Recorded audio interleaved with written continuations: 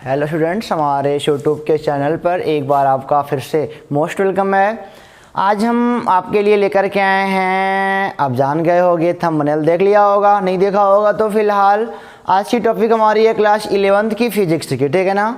हम vector chapter पढ़ रहे थे, वेक्टर एनालिसिस। हमने ऐड सीख लिया था, एडिशन ऑफ वेक्टर सीख लिया था, और आज का लेक्चर चौथा या पांचवा जो भी होगा सबट्रैक्शन ऑफ वेक्टर। तो हम लेट नहीं करेंगे, आप जानते हो चैनल का नाम भी जानते हो, और क्या जानते हो, मेरा नाम भी जानते हो, और क्या जानते हो, और कुछ नहीं जानते तो पढ़ाई करो ना, शोर क्यों करते हो। सबट्रैक्शन ऑफ वेक्टर्स, ठीक है ना। आज की टोटल टॉपिक यही है, इसी में न्यूमेरिकल भी मिलेंगे, इसी में लॉजिक भी मिलेगा, सारा काम यहीं पे हम लोग बढ़िया से सीखेंगे, एकदम मस्त हो करके। तो मैं आपको बता दूं, हाँ चलो, सबट्रैक्शन ऑफ वेक्टर क्या होता है। तो आपसे मैं एक बार अनुरोध करूंगा कि यदि आपने पीछे का वीडियो एडिशन ऑफ वेक्टर नहीं देखा है तो जाके देख लो, क्योंकि अगर वो नहीं देखी हो तो सबट्रैक्शन समझ में नहीं आएगा, और समझ में नहीं आएगा तो हम पे ब्लेम करोगे तुम पढ़ाया नहीं हो। तो इससे बढ़िया है कि जाके वहाँ पे देख लो, ठीक है ना। एडिशन को मैं रिवाइज कर दूँ, क्योंकि एडिशन से ही सबट्रैक्शन होता है। अगर एडिशन नहीं होता तो सबट्रैक्शन नहीं होता। ऐसे भी वेक्टर में कह सकते हो कि वेक्टर में सबट्रैक्शन नाम की कोई चीज़ नहीं होती, वेक्टर में सबट्रैक्शन नाम की कोई चीज़ नहीं होती, ठीक है ना। उसी ऐड से इसको भी निकालते हैं, अभी देखना ध्यान से, बस यही जानो कि वेक्टर में सबट्रैक्शन नाम की कोई चीज़ नहीं होती, ठीक है ना। सबट्रैक्शन क्या होता है, कुछ नहीं होता, सब लोग हम लोग सबको जोड़ लेंगे आराम से, तुम घटाना भी दिखा लेंगे। तो इसकी हिंदी बता दूं मैं,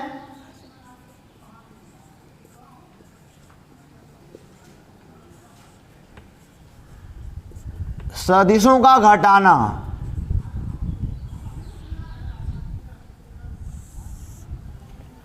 सदिशों का घटाना, ठीक है ना।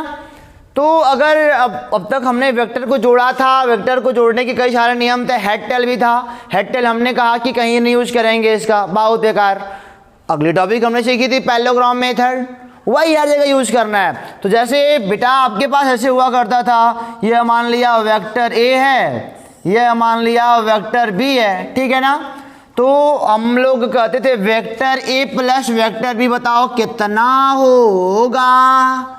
तो वेक्टर ए वेक्टर बी जोड़ने के लिए हम लोग पैरेललोग्राम मेथड से एक ऐसे पैरेललोग्राम बनाते थे, समांतर चतुर्भुज, और जो इसका रिजल्टेंट होता था, जो कि इसके कॉमन पॉइंट से होकर के जाता था, यही हमारा क्या होता था, वेक्टर ए प्लस वेक्टर बी। और आपने फार्मूला भी पढ़ा है, क्योंकि दो वेक्टर को जोड़ते तो वेक्टर ही प्राप्त होता है। फार्मूला भी पढ़े हो, आर का स्क्वायर बराबर ए का स्क्वायर प्लस बी का square plus 2ab cos theta. ये सारी बातें आपने एडिशन में सीखी हैं। इनके बीच angle theta, where theta is angle between A and B, vector A and vector B. ये सारे लोग वैल्यू हैं, ये जान लो। अब मैं बता दूं आपको, ये सारे लोग वैल्यू हैं, कोई वैल्यू माइनस में नहीं रखी जाती। यहाँ पे सारे लोग वैल्यू हैं, केवल वैल्यू मतलब मॉड है, ऐसे समझ लो। यहाँ पे माइनस में कोई वैल्यू नहीं रखोगे, माइनस में कोई वैल्यू नहीं रखी जाती, माइनस में कोई वैल्यू नहीं रखी जाती यहाँ पे, ठीक है ना। सब मॉड है, जान, सब मॉड में है, ऐसे सब मॉड में है, सब मॉड में है, जान जाओ, ठीक है ना। सब लोग मॉड में है, मतलब कि कोई वैल्यू यहाँ पे माइनस में हम नहीं रखेंगे, कभी नहीं रखते। और रिजल्टेंट है इनका ना, जो बीच से होकर के जा रहा है, यही है ना, ये हमेशा क्या होता है, पॉजिटिव लिया जाता है। रिजल्टेंट ऑलवेज क्या होता है, पॉजिटिव लेते हैं, ठीक है ना। सब चूंकि सब मॉड के वैल्यू हैं, ये समझो आप ना। यहाँ तक वेक्टर चल रहा था, यहाँ पे सारे आप मान को निकाल रहे हो, वैल्यू को निकाल रहे हो, और वैल्यू को हम लोग माइनस में नहीं लेंगे, ठीक है ना। डायरेक्शन होगा देखा जाएगा, लेकिन यहाँ पे वैल्यू कोई भी माइनस में नहीं ली जाती। तो यहाँ तक हो गया, तो नोट कर लो आराम से, अभी आगे देखते चलो, मजा आने वाला है, सबट्रैक्शन बहुत आराम से हो जाएगा। तो वेक्टर ए वेक्टर बी हो गया। चलो मैं आपको एक बात बताता हूँ, ए मान लो वेक्टर ए बराबर 4 मीटर मान लो विस्थापन है ईस्ट में, ठीक है ना।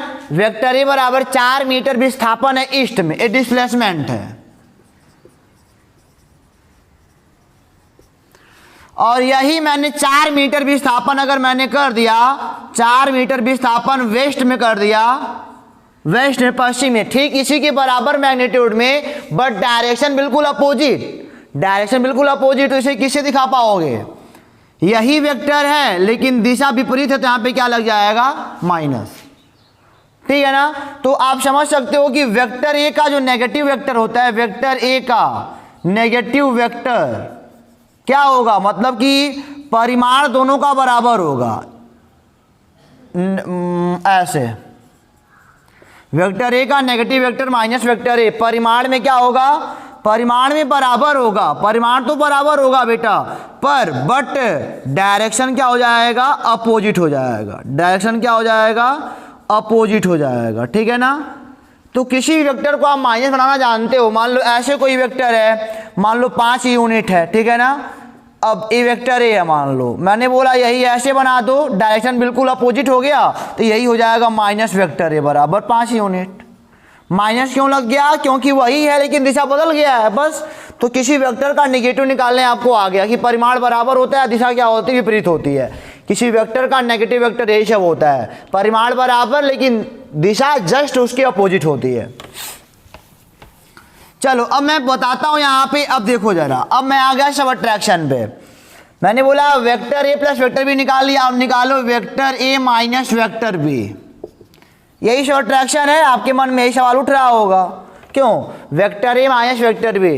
कुछ नहीं है, ये सब कुछ नहीं है। यहां पे इसको हम ऐसे लिखेंगे, वेक्टर ए प्लस, यहां पे लगा दो माइनस का वेक्टर बी। क्या कोई गलती? इसको ऐसे लिख सकते हो ना, वेक्टर ए माइनस वेक्टर बी को हम वेक्टर ए प्लस माइनस कोष्टक में वेक्टर बी लिख सकते हैं बड़े आराम से। चलो अब इनको ऐड करते हैं, अब इनको मिटा दें एक बार।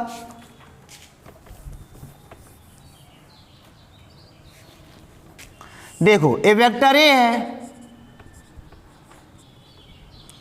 और ये वेक्टर भी है, ठीक है ना? ये वेक्टर भी है, तो मैंने बोला इसी की सहायता से वेक्टर ए माइनस वेक्टर बी निकालो। अच्छा ये इधर डायरेक्शन इसका है, ठीक, इसके अपोजिट कर दो, इसके ठीक अपोजिट, उतना ही लेंथ का। अब ये क्या हो गया? इसी के बराबर, मैग्नीट्यूड बराबर है लेकिन दिशा बिल्कुल अपोजिट हो गया, दिशा बिल्कुल अपोजिट हो गया, तब ये क्या हो गया? माइनस का वेक्टर बी। लो हो गया, काम खत्म हो गया। काम खत्म नहीं हो गया, ये देखो वेक्टर बी ठीक इसके अपोजिट, थोड़ा बढ़िया बनाते हैं, ठीक इसके अपोजिट। अगर ये मान लो थीटा है अभी फिलहाल, अब हो गया, अब ये ऐसे फिगर बन गया। अब यहां से हम लोग क्या निकाल सकते हैं? वेक्टर ए, देखो यहां से निकालेंगे वेक्टर ए प्लस इसको लेंगे और क्या माइनस वेक्टर बी, निकल गया आराम से। अब दो वेक्टरों का योग तो है, दो वेक्टरों का योग, दिशा लेकिन चेंज कर दिया हूं। ध्यान देना, मैंने बोला ना शुरू में ही कि दो वेक्टरों का सबट्रैक्शन नामक कुछ होता ही नहीं है, ये कुछ नहीं होता, हमेशा एडिशन ही होता है, बस थोड़ी दिशा बस चेंज करनी है। ये देखो वेक्टर भी इधर था, चूंकि हमको कह रहे हैं कि वेक्टर ए माइनस वेक्टर भी बताओ, तो मैंने इसी का डायरेक्शन चेंज कर दिया, अब ये माइनस वेक्टर भी हो गया इतने ही परिमाण में। इसका परिमाण जो भी हो, अगर 4 हो तो 4 ही है, लेकिन दिशा चेंज हो गया तो वेक्टर माइनस का हो गया, वो दिशा चेंज हो गया ना। और चूंकि वेक्टर जो है डायरेक्शन पे ही पूरा डिपेंड करता है, तो अब बड़े आराम से निकाल सकते हो, इनका योगफल तो जानते ही जानते हो। अच्छा एक पहले बात बताओ, अब इसके बीच का एंगल कितना हो गया? पूरा 180 है, पूरा 180 है, थीटा निकल गया, कितना बचा? 180 अंश माइनस थीटा। अब इसको जोड़ने के लिए हम लोग क्या करते हैं? एक पैरेललोग्राम बनाते हैं, यहाँ से इसका जो रिजल्टेंट होगा, बस काम खत्म हो गया। अब आपने पढ़ा है आर का स्क्वायर बराबर ए का स्क्वायर प्लस बी का square plus 2ab cos theta, पढ़े हो ना? कोई बात नहीं, आर का स्क्वायर बराबर ए का स्क्वायर प्लस बी का स्क्वायर। अब यहाँ पे हमारे बच्चे होंगे जो सोच रहे होंगे सर यहाँ पे वैल्यू माइनस की रखो, तो मैंने आपसे कहा ना हमको ए रिजल्टेंट हमेशा पॉजिटिव होता है, ये सभी लोग वैल्यू बस हैं, ये सभी वैल्यू बस हैं, यहाँ पे माइनस नहीं रखना। ये माइनस तो डायरेक्शन की वजह से आया है, ये माइनस किसकी वजह से आया है? डायरेक्शन की वजह से आया है, डायरेक्शन की वजह से आया है। तो यहाँ पे वैल्यू पर हम कोई प्रभाव नहीं डालेंगे, वैल्यू वही रहेगा। अब यहाँ पे माइनस भी मत रख देना, ठीक है ना? तो आ जाओ बेटा, आगे है प्लस 2ab, यहाँ भी माइनस नहीं रखना है, वैल्यू सब है, खाली वैल्यू है, लेकिन यहाँ पे cos theta is angle between A and b था ना, लेकिन अब ए और अब इसका निकाल रहे हो ना, theta is angle between vector A minus vector B. अब ये एंगल कितना हो गया 180 अंश माइनस थीटा, तो ये हो जाएगा आर का स्क्वायर बराबर ए का स्क्वायर प्लस बी का स्क्वायर प्लस, अब देखो बेटा cos 180 माइनस थीटा यानी कि माइनस cos थीटा यानी कि 2ab cos थीटा। लो आ गया दो वेक्टरों का सबट्रैक्शन, दो वेक्टरों का सबट्रैक्शन। मैंने बताया ना ऐड, सभी ऐड हैं। अगर सबट्रैक्शन पूछेगा तो डायरेक्शन को चेंज कर देना है, इसी का योग ही है, देखो योगफल ही है, लेकिन दिशा चेंज करने की वजह से क्या हो गया, यह माइनस का वेक्टर भी हो गया। अब इनके बीच का हमको एंगल चाहिए, वैल्यू रखा, आंसर पाया यार। तो अब समझ गया ना, दो वेक्टरों का सबट्रैक्शन ही होता है कि वेक्टर आर का स्क्वायर, अब यहाँ पे वेक्टर नहीं लगाना, ठीक है ना, आर का स्क्वायर इक्वल टू ए का स्क्वायर प्लस बी का square plus 2ab cos theta. यहाँ तक बात पल्ले पड़ी तो समझ में आ गई हो बात, तो आगे चला जाए, मिटाया जाए इसको। तो मैंने क्या बोला, सबट्रैक्शन में दिशा चेंज कर दो। जैसे मान लो मैं इसको नहीं मिटाऊंगा, मैं आप बनाता हूं। जैसे मान लो मैंने कहा वेक्टर सी माइनस वेक्टर बी बताओ, वेक्टर सी माइनस वेक्टर बी, और मैंने ऐसे बना दिया वेक्टर सी और ये हो गया वेक्टर बी, इनके बीच का एंगल थीटा। तो वेक्टर सी माइनस वेक्टर बी दोनों प्लस हैं, अब माइनस वेक्टर बी आने की इसको vector c plus minus vector b बना लेंगे। अब इसको माइनस, इसी का माइनस करना है तो इसका डायरेक्शन क्या कर देंगे, चेंज कर देंगे। तो एक उसी मैग्नीट्यूड का, अगर 4 तो अभी 4 है, 5 तो अभी 5, लेकिन दिशा चेंज हो गई तो ये माइनस का वेक्टर भी हो गया। अब इनके बीच का यही हमारा क्या हो जाएगा, रिजल्टेंट, यही हमारा vector c plus minus vector भी हो जाएगा, ठीक है ना। यही हमारा क्या है, वेक्टर, यही रिजल्टेंट है, और यही वास्तव में vector c plus minus vector b है।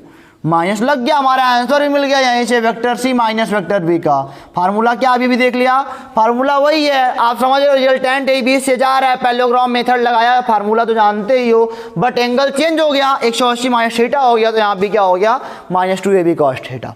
तो इसको मिटाते हैं। अभी एक बात और पूछोगे बेटा, पहले मिटाते तब बताते हैं आपको। तो अगला क्वेश्चन आप कहोगे सर इस रिजल्टेंट का बताओ डायरेक्शन क्या होगा, इस रिजल्टेंट का डायरेक्शन क्या होगा।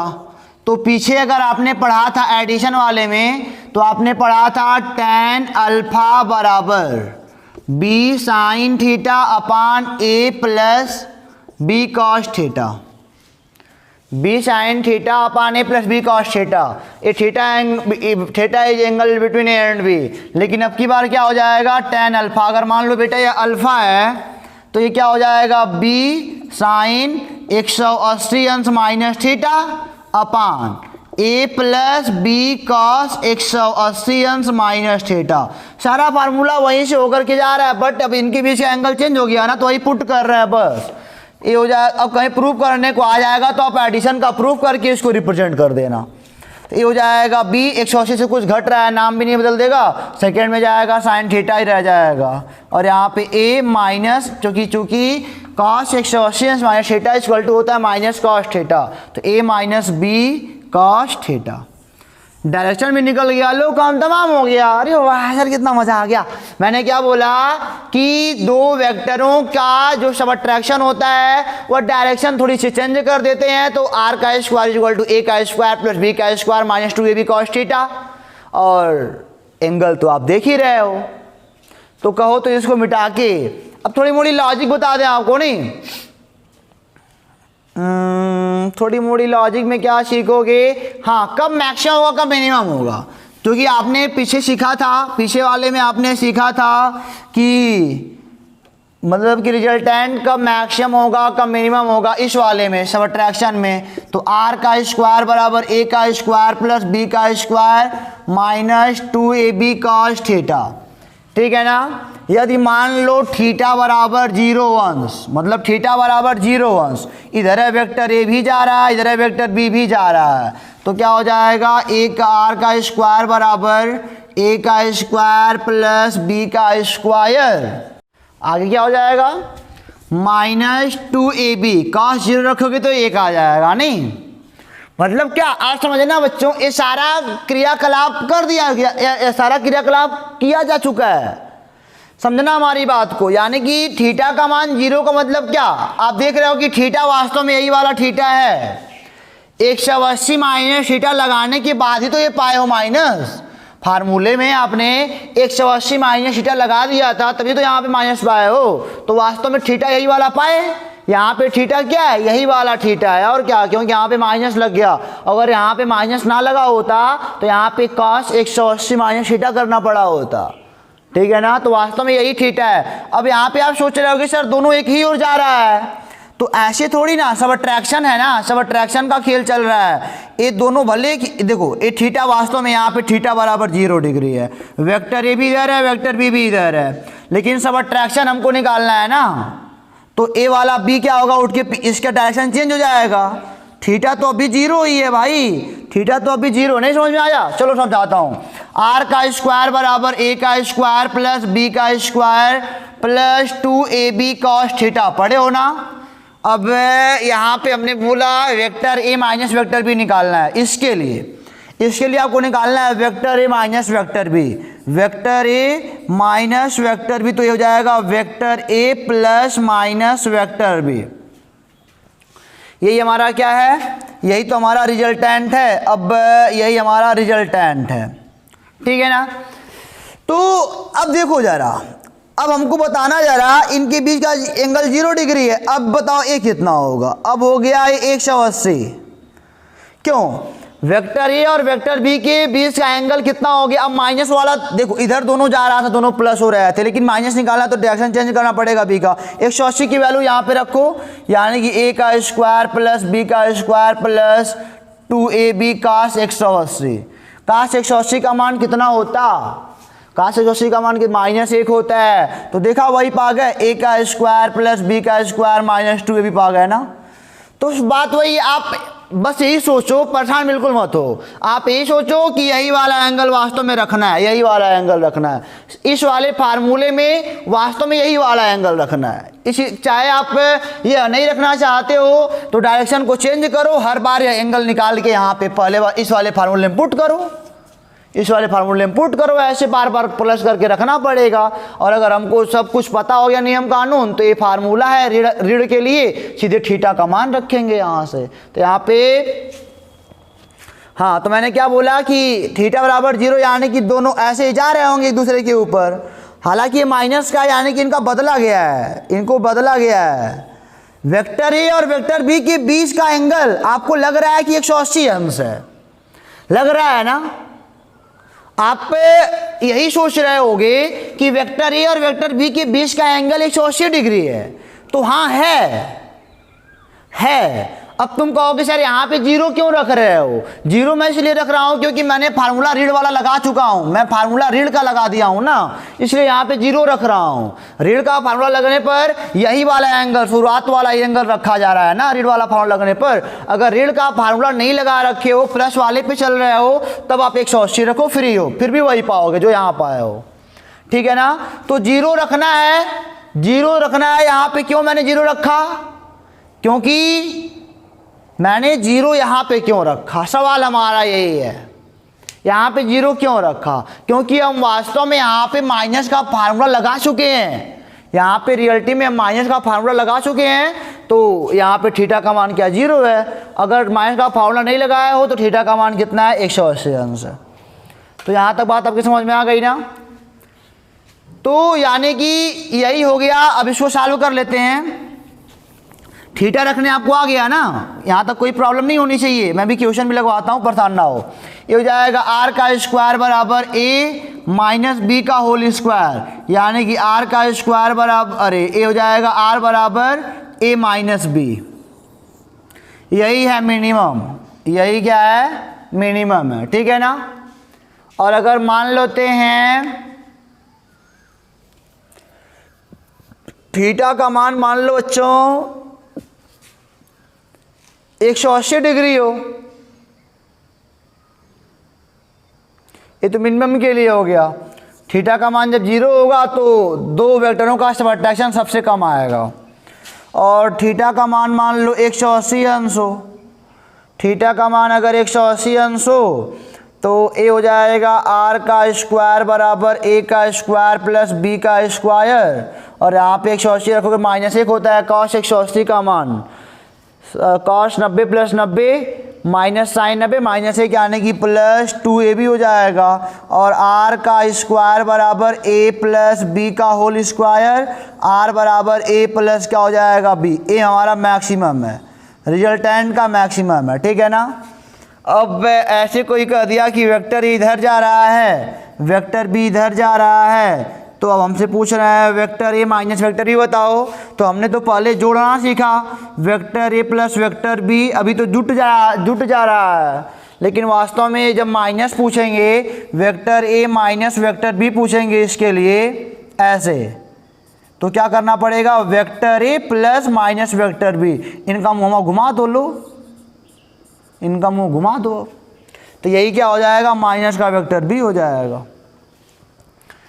वास्तव में हम एंगल किसका ले रहे हैं, वेक्टर ए और बी के बीच का, ना कि वेक्टर ए माइनस वेक्टर बी के बीच का। इस फार्मूले पे हम एंगल किसका ले रहे हैं, vector A and vector B का, और इस वाले फार्मूले में वेक्टर ए प्लस बी का स्क्वायर 2ab cos थीटा, इस वाले फार्मूले में आपको एंगल लेना पड़ेगा vector A and minus vector B का।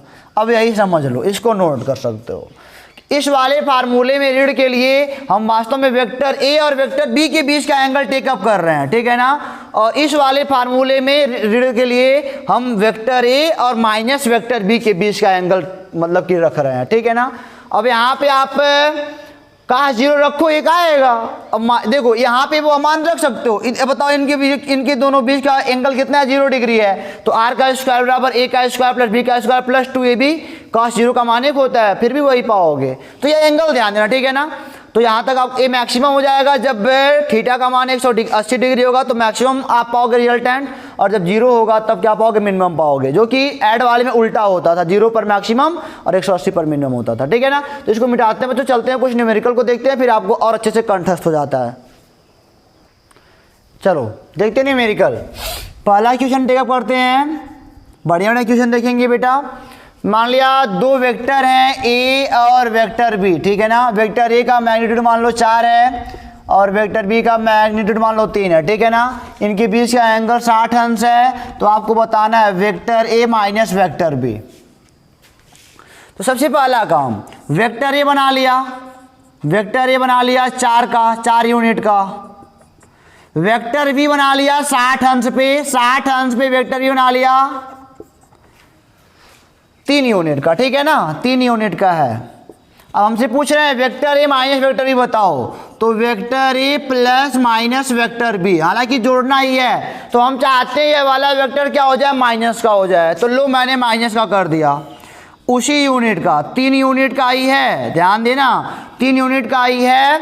और ए हो गया, अब चूंकि दिशा चेंज हो गई तो ये माइनस का वेक्टर बी हो गया। अब इन्हीं का रिजल्टेंट है यार बताएगा, और क्या, बस खत्म हो गया। पैरेललोग्राम बना के बनाया हूँ, तो ये क्या हो जाएगा, देखो मैंने बोला ना रिजल्टेंट आर का स्क्वायर बराबर ए का स्क्वायर प्लस बी का square plus 2ab cos theta. अगर ये फार्मूला ले रहे हो, अगर ये फार्मूला लेके चल रहे हो, प्लस वाले पे ही माइनस का, मतलब कि माइनस वाले माइनस निकालना है, प्लस वाले के फार्मूला चल रहे हो, तब आपको निकालना पड़ेगा, बताना पड़ेगा vector A and minus vector B के बीच का कोण, ठीक है ना। अगर ये लेके चल रहे हो, और अगर माइनस का लेके चल रहे हो, जो कि प्रूव कर चुके हो माइनस का लेके चल रहे हो, तो आपको बताना है वेक्टर ए और वेक्टर बी के बीच का कोण, यानी कि 60 अंश, यानी कि आर का स्क्वायर बराबर ए का स्क्वायर प्लस बी का स्क्वायर माइनस 2ab का 60 अंश। तो बात समझ रहे हमारी ना, थीटा वास्तव में यही तो है, कुछ है थोड़ी ना।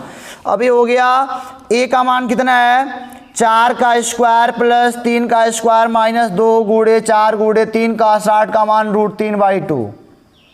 अरे 1/2 होता है, 1/2 होता है। 4 4 16, 3 3 9, और 4 3 12 माइनस का 16 12 25, अरे 16 9 25 में से 12 गया 13, यानी कि आर बराबर रूट में 13 मात्रक, ठीक है ना। तो मैं आपको होमवर्क देता हूँ पहले छोटा सा, फिर आगे चलता हूँ। होमवर्क है वेक्टर ए बराबर 6 यूनिट और वेक्टर बी बराबर 4 यूनिट। तो बताओ वेक्टर ए प्लस वेक्टर बी भी बताओ और वेक्टर ए माइनस वेक्टर बी भी बताओ, आप दोनों बताना। और एंगल बताना, मतलब कि रिजल्टेंट का डायरेक्शन, रिजल्टेंट का डायरेक्शन। अब कई लोग छटपटा रहे होंगे कि सर आपने रिजल्टेंट का डायरेक्शन तो निकाला ही नहीं। तो देखो मैं ए पे निकालता हूँ रिजल्टेंट का डायरेक्शन। प्लस वाला तुम पहले कर चुके हो, प्लस वाले में कोई बात करनी नहीं है, ठीक है ना। अब देखो जरा tan अल्फा बराबर, मैंने क्या पढ़ा है, ए अल्फा है मान लो, ठीक है ना। और हाँ पिछले वाले में अगर प्लस ए बी का थीटा लेते तो ये वाला एंगल लेना पड़ता, ए और वेक्टर बी 120 होता जो कि। अब यहाँ पे जो tan अल्फा बराबर क्या पढ़े हो, बी साइन थीटा अपान ए माइनस बी कॉस थीटा। ये बी साइन थीटा, बी का मान कितना है 3, चिन्ह मत रखना आप, खाली चिन्ह डायरेक्शन के लिए लगाया गया है। साइन थीटा यानी कि साइन 60 अंश, थीटा वही यही थीटा है, अपान ये हो जाएगा बच्चों ए कितना है 4 है, माइनस बी का मान कितना है 3 cos 60 अंश, ये हो जाएगा 3 गुणे √3/2 होल का अपान 4 - 3 × 1/2, ये हो जाएगा 3√3/2, ये हो जाएगा 4 × 2 = 5/2, ये कट जाएगा 3√3/5, यानी कि अल्फा बराबर tan इनवर्स 3√3/5। ये हमारा हो गया एंगल। इसका यानी कि वेक्टर ए से tan इनवर्स 3√3/5 पर अब ए डायरेक्शन इसका होगा रिजल्टेंट का। इसी प्रकार एक क्वेश्चन आपका लगाना होमवर्क है, ठीक है ना। यहाँ तक आपको कोई प्रॉब्लम हो तो बताओ, नहीं हो तो आगे चलते हैं। अब आपको समझ में आ गया होगा, इसको मिटा के अगला न्यूमेरिकल देखते हैं बच्चों क्या बोलता है वो। क्वेश्चन देखो बेटा, कह रहा है एक कण 5 मीटर पर सेकेंड के वेग से पूरब की ओर जा रहा है, वह एक मोड़ पर उत्तर की ओर 5 मीटर पर सेकेंड के वेग से हो गया। 5 मीटर पर सेकेंड से जा रहा है पूरब की ओर, वहां से वह टर्न लिया नॉर्थ की ओर ले लिया 5 मीटर, अभी उसका मतलब कि स्पीड चेंज नहीं हुआ है। तो कह रहा है find change in velocity of car, या यहाँ पे कार नहीं है, मैं एक बुक से क्वेश्चन लिखा हूं, तो ये हो गया पार्टिकल,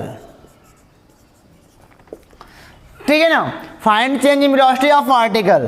तो आप सोच रहे होगे सर 5 मीटर पर सेकेंड तब भी था तो चेंज कहाँ हुआ, सोच रहे हो ना बेटा, अभी तो मैग्नीट्यूड केवल देख रहे हो, डायरेक्शन चेंज हो गया ना, और डायरेक्शन चेंज होगा तो वेलोसिटी जरूर चेंज हो जाएगी। जैसे देखते हैं अभी, देखो ये कोई पार्टिकल है ईस्ट की ओर, ईस्ट तो यही होता है अपना ना, 5 मीटर पर सेकेंड के वेग से जा रहा है, ये मुड़ा अचानक फिर नॉर्थ की ओर, नॉर्थ यानी कि ऊपर की ओर 5 मीटर पर सेकेंड।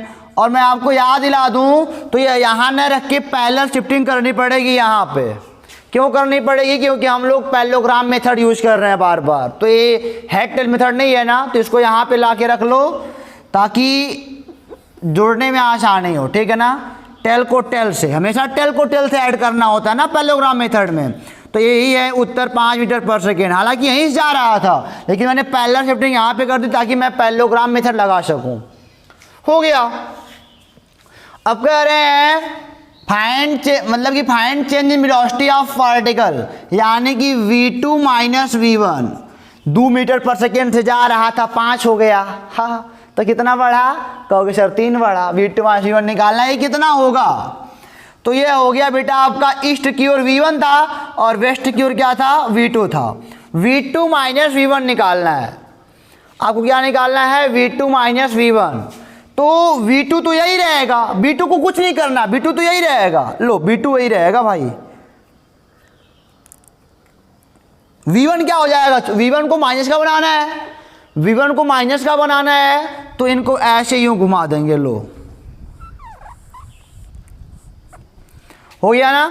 ये हो जाएगा माइनस का v1, दिशा चेंज हो गई, हालांकि ये अभी 5 मीटर पर सेकेंड ही है, ये कुछ है थोड़ी ना, माइनस का v1 हो गया, बात खत्म हो गई। अब देखो जरा, अभी बन गया हमारा टेल मिल भी गया है पैरेललोग्राम मेथड, इनका जो रिजल्टेंट हो कहाँ से होकर के जाएगा। अब ये अगर थीटा है तो ये अभी 90 है, यानी कि इसके बीच का एंगल कितना है 90 डिग्री है। और मैंने बोला ना, अब इसका रिजल्टेंट क्या होगा, V2 minus V1, V2 minus V1, इसका रिजल्टेंट यही जाएगा। इसे इनका मतलब यहाँ पे बनाएंगे एक पैरेललोग्राम, इसका जो डायगोनल होगा ये इसका रिजल्टेंट होता है। तो आपने पढ़ा है रिजल्टेंट R का स्क्वायर बराबर A का स्क्वायर प्लस B का स्क्वायर, और ऋण वाला लगा रहे हो तो minus 2AB cos theta. Cos theta रहेगा तो ए और बी के बीच का एंगल 90 है, वही रखना है। माइनस की लगा दियो तो वेक्टर ए और वेक्टर बी खोजो, यानी कि वेक्टर ए का काम यह कर रहा है और वेक्टर बी का काम यह कर रहा है, V2 वाला। तो R का स्क्वायर बराबर वेक्टर ए, अरे ए का मान कितना है 5 का स्क्वायर, बी का मान 5 का स्क्वायर माइनस 2 गुणे 5 गुणे 5 काश थीटा 90 है तो 0 हो जाएगा। काश 90 का मान 0 होता है क्योंकि अब वैसे भी लंबवत है, लंबवत में कर्ण का स्क्वायर बराबर लंब का स्क्वायर आधार का स्क्वायर करते हैं। R बराबर हो जाएगा 5√2, ये 0 हो जाएगा। R बराबर 5√2 मात्रक। और अगर मैं पूछूं डायरेक्शन बताओ तो इतना चेंजिंग हुई है, देखा इतना चेंजिंग हुआ है उसकी वेलोसिटी में। अब तुम लोग कहते बिल्कुल नहीं होने वाला है, देखो इतना हो गया। डायरेक्शन ना, देखो डायरेक्शन क्या होगा, मैंने आपको बताया ये जब ये इसका मैग्नीट्यूड सेम होगा तो इनका एंगल भी क्या होगा, सेम होगा।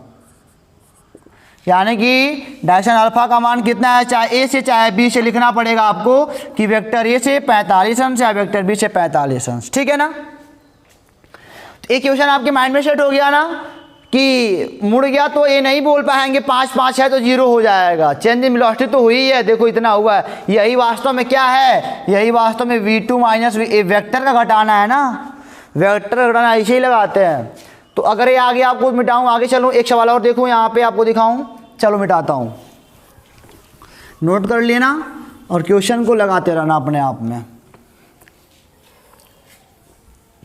चलो देखो अगला क्वेश्चन मैं ऐसे ही बना देता हूं आपके लिए कि 10 सेकेंड पश्चात, यहां पे एक मोड़ पर उत्तर की ओर 10 सेकेंड पश्चात, उत्तर की ओर 10 सेकेंड पश्चात 5 मीटर पर सेकेंड वेग से हो गया। और फाइंड एक्सीलरेशन, यहां पे मैं लगा दूं फाइंड एक्सीलरेशन, बताओ आप। कोई बात नहीं बच्चों, कोई बात नहीं, आपने पढ़ा है एक्सीलरेशन बराबर, सॉल्यूशन में लगाता हूं, हो गया वेलोसिटी यानी कि वेग परिवर्तन बटे समय, समांतराल। वेग परिवर्तन अभी भी निकाले हो, वही बात हुई है, V2 माइनस V1 निकाले हो ना, सेम वही डायग्राम है टोटल, यानी कि 5√2 और t कितना है 10। और हाँ रुक जाओ, अच्छा बताता हूँ, ये हो जाएगा √2/2, ये हो जाएगा यानी कि 1/√2 मीटर पर सेकेंड स्क्वायर। एक्सीलरेशन समझ में आ गया ना, V2 माइनस V1 निकालना पड़ा हमको वेक्टर के मेथड से, निकालना बटे समय दे दिया है तो कर दिया, इतना आ गया, यानी कि 1/√2 मीटर पर सेकेंड स्क्वायर। डायरेक्शन पूछ रहा है, डायरेक्शन मान लो तो पिछले वाला ही हाल है। डायरेक्शन ध्यान दीजिएगा आप, यह वेक्टर V1 था, यह वेक्टर V2 था, लेकिन हमको इससे मतलब नहीं है, vector V2 minus vector V1 इससे मतलब है, ठीक है। इसका डायरेक्शन किधर हो गया, देखो जरा, नॉर्थ और वेस्ट, ऐसे ही बोल सकते थे डायरेक्शन में, नॉर्थ वेस्ट। इधर घुमा तो इसका एक्सीलरेशन भी इधर ही होगा, यानी कि इसका भी क्या होगा, नॉर्थ वेस्ट। मान लो आपको थीटा बराबर नहीं पूछे, ऐसे ही पूछ दे, कभी क्वेश्चन में दिया रहे 4 विकल्प दिया रहे, नॉर्थ वेस्ट ईस्ट साउथ कुछ भी दिया रहे, तो डायरेक्शन तो यही देख रहे हो ना, नॉर्थ और वेस्ट, ठीक है ना। इसके जो डायरेक्शन निकला है वो नॉर्थ और वेस्ट का निकला है, रिजल्टेंट का, ठीक है। एक क्वेश्चन अगर आपको समझ में आ गया अच्छे तरीके से तो इसको मिटा के आगे चला जाए, कुछ है थोड़ी ना, बस आपको डायग्राम बनाने आना चाहिए। डायग्राम जब तक नहीं बनाने आएगा तब तक आप फंसते रहोगे क्वेश्चन में। और डायग्राम कैसे बनाना है आपको मैंने हर बात बड़ी भांति बता दी है। इसको मिटा के बच्चों चलते हैं, अगला क्वेश्चन देखते हैं। तो चलो बच्चों एक क्वेश्चन एक अच्छा सा बनाते हैं कि कब, when vector A plus vector B is equal to vector A minus vector B, केवल परिमाण कि कब स्थिति वह बताओ, वह कंडीशन बताओ कि जब वेक्टर ए प्लस वेक्टर बी का परिमाण वेक्टर ए माइनस वेक्टर बी के परिमाण के बराबर आ जाए, थीटा की वैल्यू बताओ, यानी कि थीटा कितना होना चाहिए, इनके बीच का एंगल, इनके बीच का एंगल कितना होना चाहिए। क्वेश्चन आप समझ पा रहे हो, नहीं समझ पा रहे हो? कि मैंने पूछा वेक्टर ए और वेक्टर बी को किस प्रकार सेट किया जाए कि वेक्टर ए प्लस बी और बराबर वेक्टर ए माइनस बी आए। लेकिन ये बराबर नहीं, केवल मैग्नीट्यूड, केवल परिमाण बराबर हो सकता है, क्योंकि दोनों अलग अलग वेक्टर है ना, एक कहीं और जाएगा कहीं और जाएगा, दिशा तो चेंज होनी है, लेकिन परिमाण बराबर हो सकता है। तो देखो जरा, मैंने अभी डायग्राम बनाते हैं इसका, vector A plus vector B is equal to vector A minus vector B, कर दिया ना, परिमाण बराबर हो गया। अब यह भी रिजल्टेंट है, यह भी रिजल्टेंट है, दोनों रिजल्टेंट ही हैं, दोनों तो रिजल्टेंट है किस चीज़ के ना, तो दोनों का स्क्वायर कर दिया मान लो, तो ए प्लस बी का whole square is equal to A minus B का होल स्क्वायर, ये रिजल्टेंट दोनों चल रहे हैं। अब स्क्वायर लग गया, यानी कि आर का स्क्वायर, ए का स्क्वायर प्लस बी का square plus 2ab cos theta is equal to A का स्क्वायर प्लस बी का square minus 2ab cos theta, यानी कि ए कैंसिल।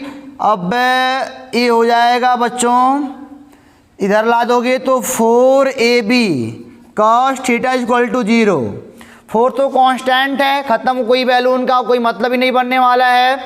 ए बी उधर ले आके 0 नहीं करते, कभी भी इन सब में 0 नहीं करते बच्चों, हम कहेंगे 4 कभी 0 के बराबर होगा नहीं, ए कभी 0 के बराबर होगा नहीं, क्योंकि ए और बी वेक्टर दिया है तो उसका परिमाण तो कुछ न कुछ होगा ही, यानी कि हमसे इनसे मतलब नहीं है। बी भी कभी 0 के बराबर नहीं होगा, लेकिन cos थीटा 0 हो सकता है, यानी कि cos थीटा बराबर 90 degree, theta is equal to 90 degree, यानी कि वेक्टर ए और वेक्टर बी बराबर, वेक्टर ए प्लस वेक्टर बी बराबर वेक्टर ए माइनस वेक्टर बी तभी हो सकते हैं जब इनके बीच का एंगल थीटा बराबर 90 अंश हो। जैसे देखो जरा, ये मान लो वेक्टर ए है, ऊपर ये मान लो वेक्टर बी है, ठीक है ना, इनका रिजल्टेंट ये हो गया वेक्टर ए प्लस वेक्टर बी।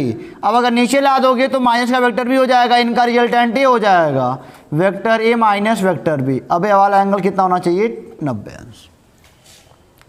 देखो वही है, परिमाण बराबर है, दोनों परिमाण बराबर है, परिमाण दोनों बराबर। आर देखो यहाँ पे भी आर बराबर पाओगे रूट में ए का स्क्वायर प्लस बी का स्क्वायर, यहाँ भी वही पाओगे, आर बराबर रूट में ए का स्क्वायर बी का स्क्वायर, ठीक है ना, परिमाण बराबर है, 90 डिग्री आता है, ठीक है ना।